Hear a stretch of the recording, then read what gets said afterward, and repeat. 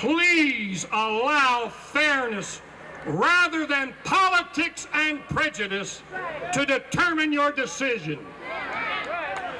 Give Senate Bill 116 the fairness it deserves. Give it the opportunity to be considered by the entire House of Representatives. Pass it out of your committee. Get it to the floor of the House. We have one final message to the House Education Committee. We are not going to go away. Dr. Paul Vanneman, President of the Michigan Association of Christian Schools, delivering the message to the governor and lawmakers that this record-setting assembly of committed people here on the Capitol lawn is here for educational excellence and equality. They want Senate Bill 116 passed without amendment, and they will keep coming back until their goal is achieved. In a joyful and positive mood, the tens of thousands of Christians from every corner of the state, from Marquette to Monroe, from Alpena to St. Joe, stood together as a massive witness to their cause. The state has said that they must submit to licensing or they will be shut down. These people have replied that they would gladly participate in a testing program of their students up against public school students and would happily abide by the results, because past testing comparing Christian school students to the public school students has always shown the private school students with a vastly superior score. The speakers here today hammered away at their theme, Christian education equals educational excellence, and they called for support of Senate Bill 116.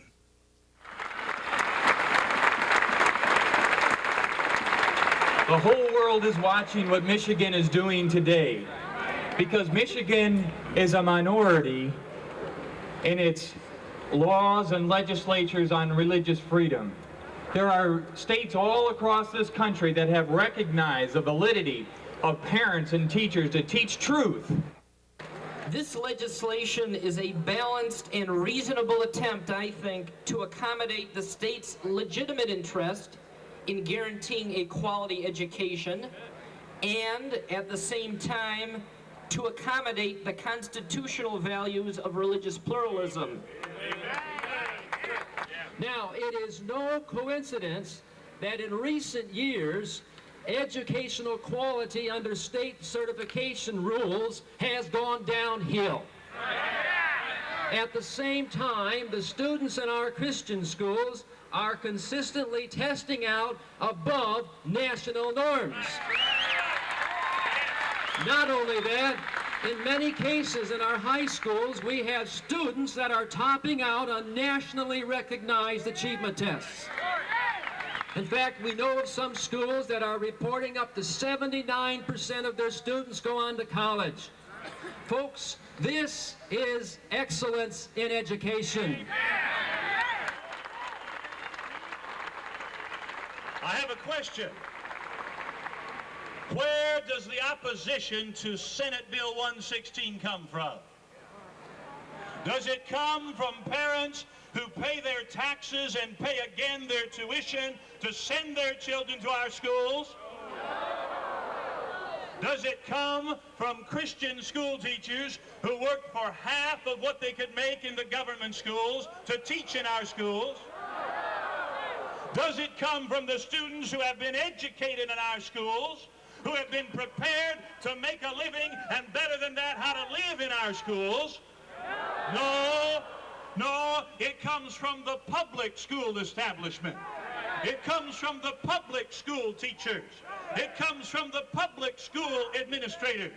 It comes from the public schools unions. And I have a question. What if this crowd were assembled here today to tell the public schools how to run their business? They'd say, leave us alone. You have your schools. Let the public schools be. Our government has said you can't have prayer in the public schools. Our government has said you can't have Bible reading in the public schools. Our government has said you can't sing Christmas carols in the public schools.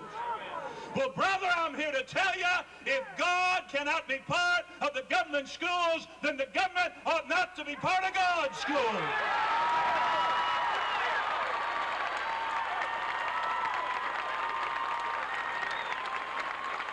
These incredible numbers of people couldn't help but have an impact on legislators, many of whom watched the rally from their office windows.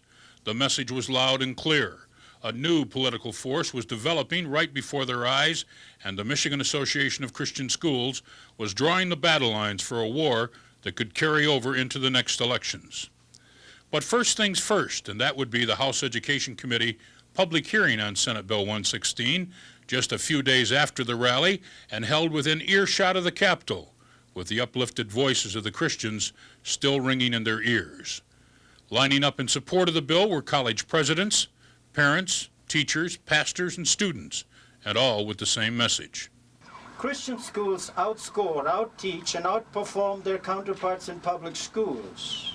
Superior quality education is achieved at no cost to the taxpayer, and if the people in Michigan were given the choice, as a free and just society should do, many parents would put their children in the Christian schools. The reason? They produce the kind of young people parents look for and achieve the quality of education children deserve. Certification violates our religious convictions, restricts the rights of parents in education, and guarantees nothing toward educational qualities.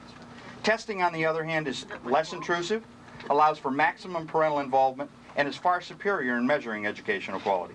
The national trend in education is away from certification requirements, especially with regard to private schools. SB 116 protects the public interest better than existing law and provides the best form of public accountability, parental accountability. The original intent of our public schools and all laws concerning education were to help parents educate their children. Michigan's first superintendent of public schools, John D. Pierce, recognized this truth when he wrote in 1837. Laws should be so framed in all cases as to leave unimpaired and in all its force individuality. It is the duty of parents to educate their children, and no legislative enactment should ever interfere with this obligation. We would do well to remember those words of wisdom. During the question and answer portion of the hearing, a point of difference arose between the committee vice chairman, Representative Claude Trim, and the State Department of Education lead man, Dr. James Phelps. The issue: did the state try to close down the Bridgeport school, or did they not? From the testimony I heard today, you actually tried to close the Bridgeport school. No, that's inaccurate. That's inaccurate. Would you elaborate on it? And I guess along with the elaborate on that, did you close it on the basis of administrative rules, or on because did you have evidence that they wasn't given a quality First, education? it wasn't closed. Second, there was no attempt to close it. Whoops. Someone at the hearing feels that Dr. Phelps isn't telling the whole truth. Pastor Rene Willett of the Bridgeport School has some letters in his hand sent to him from the State Department of Education, dated April 21st, 1980, and they contain at least 3 threats from the state saying that the school would be closed. During the hearing, Dan Austin of the Department of Education admitted that they did, in fact, threaten to close down the Bridgeport schools. I've given you some letters, the most interesting of which is a letter from the Department of Education dated April 21st, 1980, in which, if you'll read carefully, 3 times the closure of our school was threatened if we did not comply with the law. Other letters indicate the compliance with the law, in the opinion of the Education Department in those days, required that all of our teachers be certificated. As a matter of conscience and as a matter of Bible conviction, and a conviction which I would mention dates back to the days of the Roman Empire, we could not accept a license for church employees and for servants of God. Now, you may not agree with our conviction, you may not understand our conviction, but we would ask that you recognize it. Pastor Willett went on to say that his people did not come here looking for trouble, but they could not run away from what they believe is their God-given obligation. I mention that simply to say that we have from the beginning tried to take a good faith position. It has not been our desire to have a confrontation. It is not our desire now to have a confrontation. It is our desire to do what we must do in educating our children, to not do what we cannot do in taking a license to fulfill that God-ordained responsibility, and to recognize the understandable concerns of the Department of Education, the people of the state of Michigan, that our citizens, as well as those in the public schools, are receiving a good quality education. Even a member of the loyal opposition supported the MACS position that teacher certification does not guarantee a good education. If it did, the public schools wouldn't be graduating so many kids that can't even read. A teaching certificate does not necessarily guarantee a good education, of course.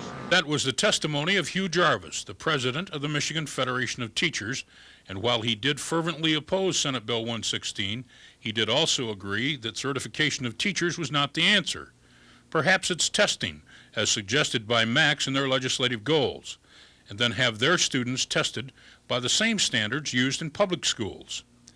And to that point, a college president from out of state had some interesting results to offer, for the record, results of tests that were given at his college to students from both Michigan Christian schools and Michigan public schools. My assistant yesterday did a little checking on students from the state of Michigan who attend our college, which is located near Crown Point, Indiana. Of 63 students from Michigan who have taken the American College test, the other new freshmen who've not had it will be taking it later this month. We require it in the first semester of all new students. Of 63 students from the state of Michigan who took the American College test, 33 of those students were from Christian schools, which by and large do not have certified teachers. 30 of those students were from public schools in the state of Michigan, generally supposed to have certified teachers. It's interesting to note that the 33 students from the Christian schools, which do not have certified teachers, scored an average of 17.2% higher on the American College test than did the students from the public schools. And let me say that this is not a case where we draw a large number of students from public schools out of disadvantaged urban areas in Michigan either, because we do not. One of those to testify was Dr. Pat Lines, a national expert in the field of private education. She was asked by Representative Gary Randall if, in her experience throughout the country, has the lack of formal state certification compromised the principles of quality education in private schools.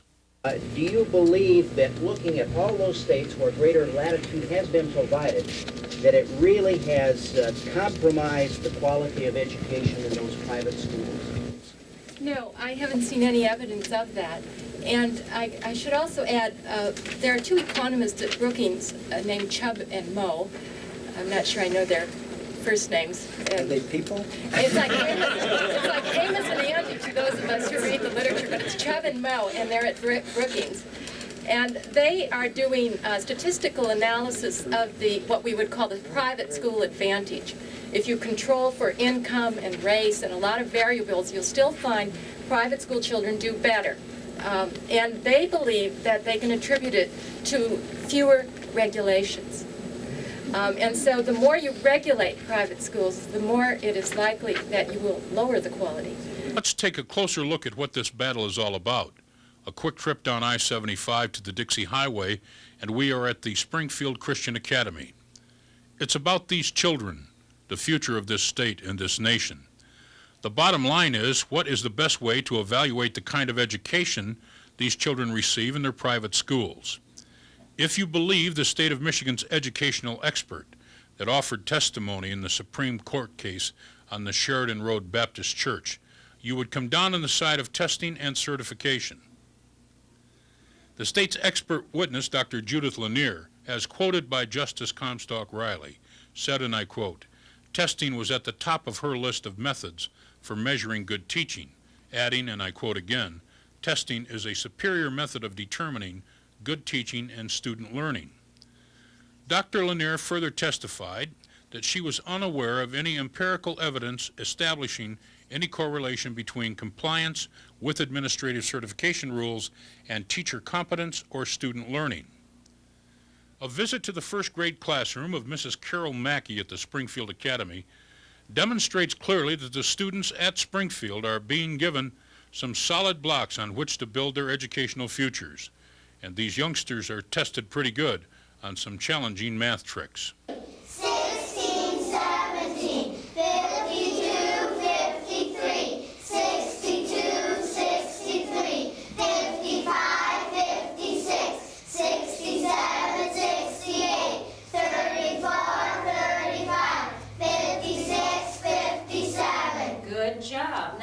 And it's brown, and it has the head of a president, and it's worth 1 cent. What is that coin? Jason?